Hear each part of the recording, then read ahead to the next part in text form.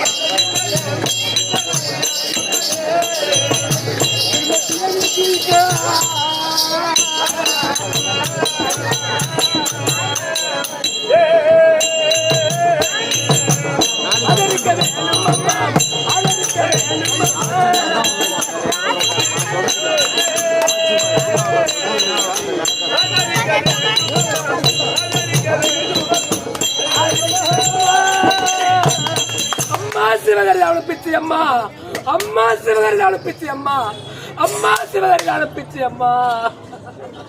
அதோ அது எப்படி என்றால் என்னவென்றால் அதோ என்ன ஆமா பிரம்மமூர்த்தியாகப்பட்டவர் ஆமா பிரம்மமூர்த்தியாகப்பட்டவர் நீயோ என்ன எனக்கு 5 சிரத்தை கொடுத்து ஆமா நானா உனக்கு ஒரு சாபத்தை கொடுக்கிறேன். எப்படி என்றால் நீ பிடித்த பிரம்மத்தையோ ஆமா கரத்திலே இருந்து ஒரு காலமாக ஆமா 2 மில்லி தடமறந்து அந்த ஆகாரமின்றி எல்லாம் ஆமா சுற்றி அலைய கடவுளுக்கு பிரம்மதேவனை சதிக்க ஆமா அந்த பிரம்மத்தியோ ஈசனை பிடித்துக் கொண்டு ஒரு காலமாக ஆட்டி படைக்கிறது. லோகங்களை சுற்றி ஆமா ஒரு நாள் ராத்திரி 12 மணிக்கு ஆமா கைலாயம் வந்து சேர்ந்தார். ஆமா அப்படி கைலாயம் வந்து சேர்ந்து நமது கோவில் துவாரத்தை அடித்து ஆமா 2 கையையும் தட்டி கொண்டு ஆமா பிச்சை பிச்சை அப்படி என்று ஆமா 3 தரம் கை தட்டி கேட்கவே உள்ளே இருக்க உமா பார்வதியாகப்பட்டது இது ஏது நமது காதல் பரமனுடைய துணியை போல் கேட்கிறது. வெளியே வந்து பார்க்கிறது. பேசாதீங்க வருவாங்க அவர் சுத்தி வருவாரு. அப்படி வெளியே வந்து சுத்தி வந்துருவாரு இருங்க. அவர் இருக்கக்கூடிய பரிதாபங்களை கண்டு மனம் தாளாது உள்ளே சென்று ஏதேதோ யோசித்து ஒன்றும் புலப்படாமல் போகவே இதற்கு தக்க உபாயம் வேண்டும் என்றால் அண்ணாவாகிய மகாவிஷ்ணு வந்தாலே வேறு ஒருவர் ஆகாது. அண்ணாவாகிய மகாவிஷ்ணு வர நினைக்க அண்ணாவாகிய மகாவிஷ்ணு வருகின்றார். அவர் வந்ததும் அவர் இருக்கும் பரிதாபங்களை கண்டு தங்கா நீ இதற்கு அஞ்ச வேண்டாம் யோசனை உள்ளது. எப்படி என்றால் கொஞ்சம் சாதத்தை கொண்டு வர வேண்டும். அந்த சாதத்தை 3 உருண்டையாக செய்ய வேண்டும். 3 உருண்டையாக செய்து முதல் உருண்டையை அவர் கையில் இட வேண்டும். அது பிரம்மத்தை புசித்து விடும். இரண்டாவது உருண்டையும் அவர் கையில் இடு பிரம்மத்தை புசித்து விடும். மூன்றாவது உருண்டையை கீழே இறைத்து விடு. மகாவிஷ்ணுவோ உமா மகேஸ்வரி தெரிவிக்க அப்படியே உமா மகேஸ்வரி சாதத்தை கொண்டு வந்து 3 உருண்டை செய்து முதல் உருண்டையை அவர் கையில் இடுகின்றார். அந்த பிரம்மத்தை புசித்து விட்டது. இரண்டாவது உருண்டையும் அவர் கையில் விடுகின்றார். அதுவும் புசித்து விட்டது. மூன்றாவது உருண்டையை கீழே இறைத்து விடுகிறார். அப்படி இறைத்த உடனே பிரம்மத்தை என்ன செய்தது? இதோ கீழே இருக்கின்ற சாதத்தை பொறிக்க உண்டு இந்த ஈசன் உயிர் பிழைத்துக் கொள்வான், இவனை விடப்படாது என்று பிரம்மத்தையோ ஈசனை விட்டு கீழே குதித்து அந்த சாதத்தை பொறிக்க உண்ணுகின்ற சமயத்தில் சமயத்திலே மகாவிஷ்ணுவாம் ஈசனை பார்த்து ஓடி ஒளிந்து கொள்ளும்படி ஜாடை காட்டினார். அப்படி ஜாடை காட்டிய உடனே ஈசனா ஓடி ஒளிந்து கொள்கிறார். அப்படி ஒளிந்து கொண்டதும் இந்த பிரம்மத்தியோ காலத்தை பொறுக்கி உண்டு விட்டு ஈசனை பார்க்கின்றது. அவர் காணாமையார் மகாவிஷ்ணு துரத்த ஆரம்பித்தார்.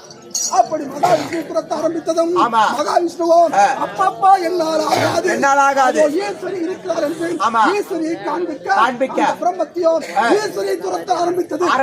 அப்படி ஈஸ்வரியை துரத்த ஆரம்பித்தவுடனே ஈஸ்வரி என்ன செய்தார்? அதன் தலைமயிரை பற்றி இழுத்து இடது காலில் போட்டு மிதித்துக் கொண்டு அவர்களுக்கு வரக்கூடிய பலி பூஜைகளை அதற்கு ஆவம் செய்து வருகின்றார். அப்படி ஆவம் செய்து வருகின்ற சமயத்தில் அப்படியா ஒரு இந்த பிரம்மத்தி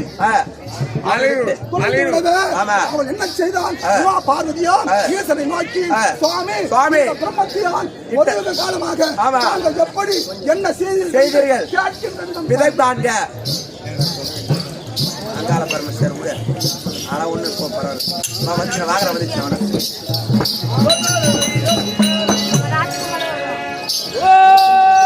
பரமேசா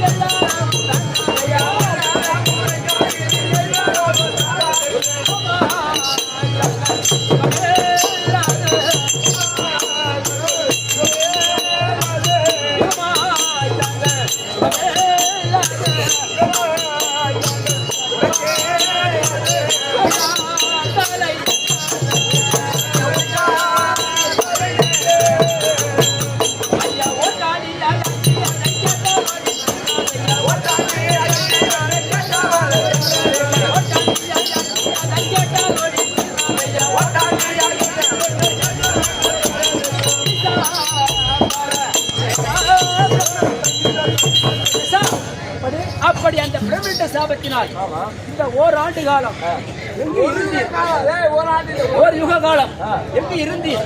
எப்படி இருந்தீர்? விவரமாக தெரிவிக்கும். ஏ பார்வதா சுவாமி,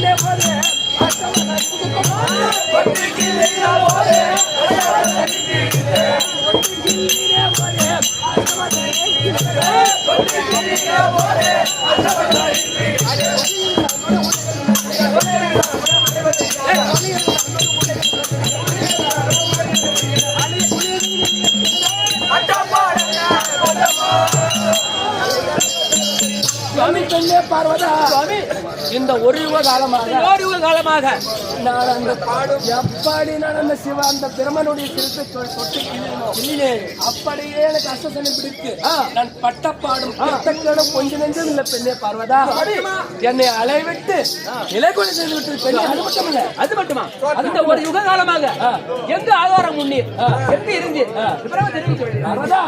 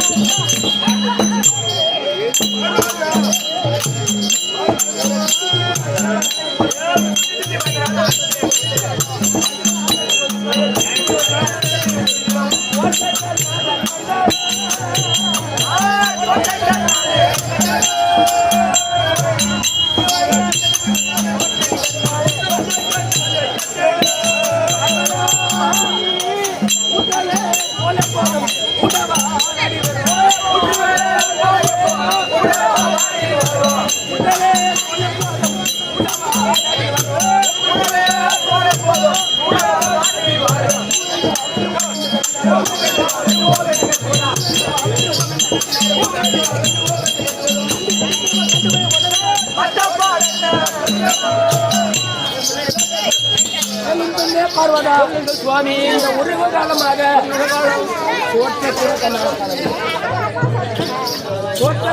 காலமில்லை சுவாமி. அப்படி எப்படி என்றால் அப்படியே ஏன் மடங்குறீங்க? இந்த ஒரு காலமாக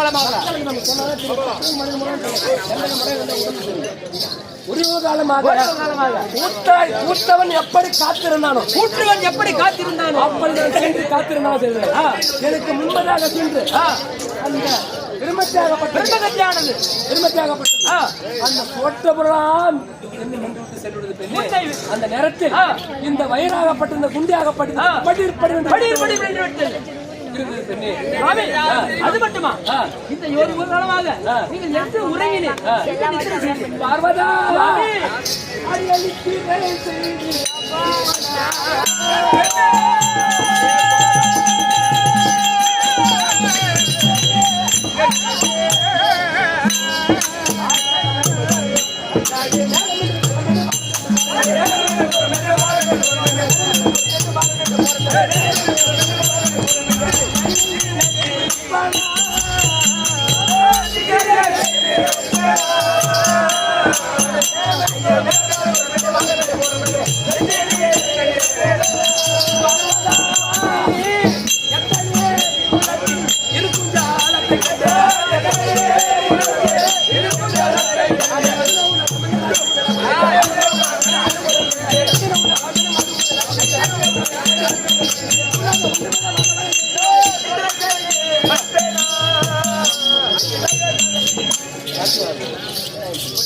ஆனால் கேளும் பெண்ணே பார்வதா, இந்த ஒரு காலமாக இல்லாமல் நான் அலைந்து தெரிந்துவிட்டேன். தனி ஏரி குளம் காவாய் குட்டி என்று சொல்லக்கூடிய தமிழ்நாடு மன்றம் எப்படிதான் பொம்மாயிரம் ஆரம்பிச்சு மக்களுக்கு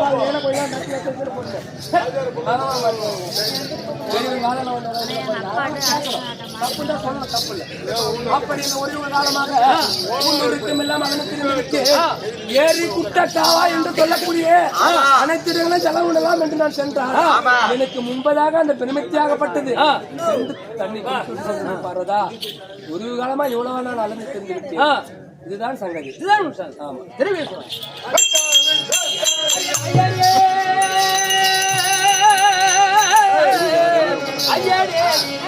அவதியும்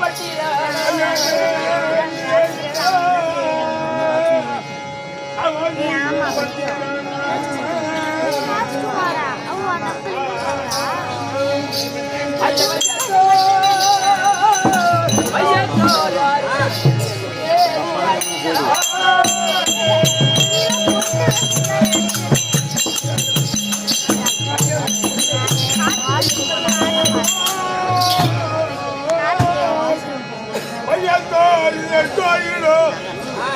சொல்லியாகினாரோ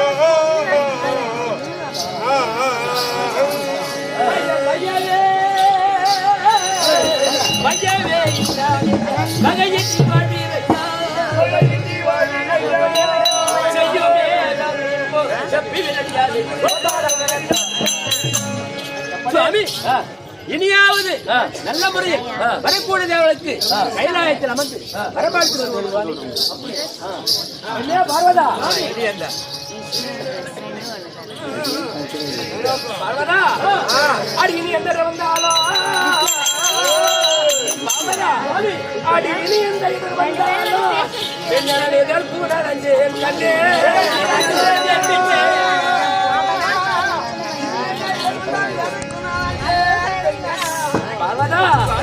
அடி சனிந்தா பெருமா போல சகத்தில கண்டாதில்லை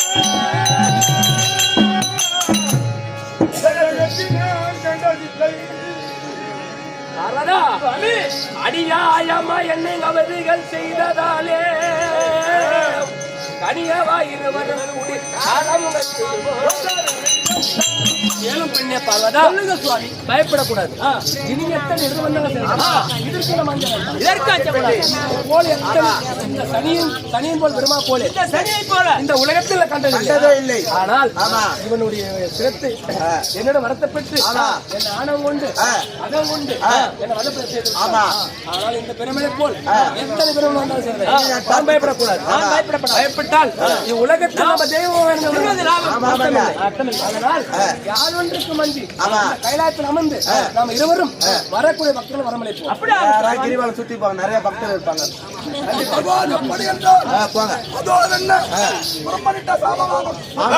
எப்படியா துளைந்து கைலாயத்தில் உமா மகேஸ்வரன் இருவரும் சந்தோஷமாக இருப்பதை கேள்வி பிரம்மனும் இவனை இன்னும் லேசாக விடக்கூடாது அப்படி என்று கருதி சொல்லுகிறாங்க.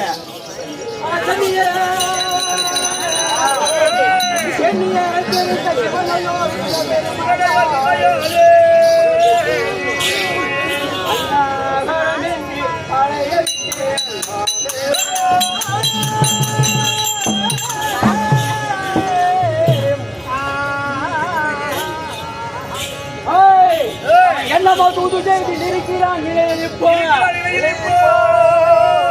பின்னை விடாது யானே